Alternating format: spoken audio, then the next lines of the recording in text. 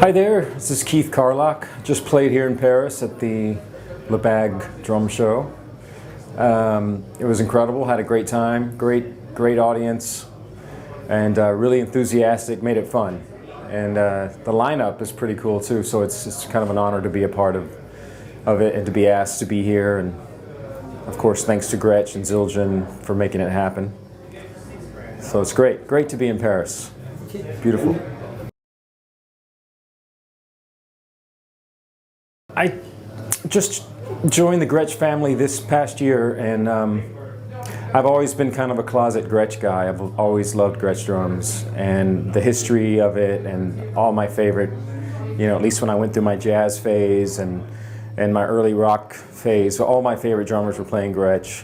That always makes an impact when you're growing up. But I really just love the history and the way they sound, and they sound like no other kit to me. And the new stuff is really great. I'm playing this Brooklyn kit that's really incredible. It's kind of a throwback to the old school a little bit. And they're made in USA, which is cool, and so there's a little bit of patriotism there. So very happy to be playing the drums. They just sound great. They're the best sounding drums, period, really.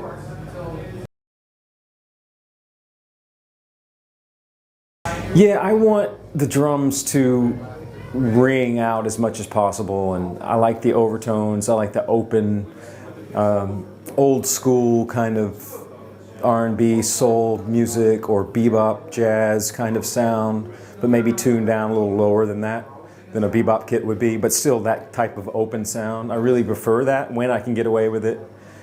Not every gig I do will it work, but more on the instrumental side of things when I play, instrumental music or more improvisational stuff that I do. That's when I can really just let them breathe and let the bass drum really flap and have a tone. I really prefer that. So I just love that sound. It's inspiring for me as a player. It gives a lot more air, a lot more sound, a lot more. You can get so many different sounds out of the drums that way, even the bass drum. Because if it's dead, you're kind of stuck with that one sound, Depending on the volume, with an open kick, you get so many different sounds, and you can muffle and let it ring, or it's just like any other drum. So you're not putting pillows in your snare drum or toms, so why put it in the bass drum, Just let it ring.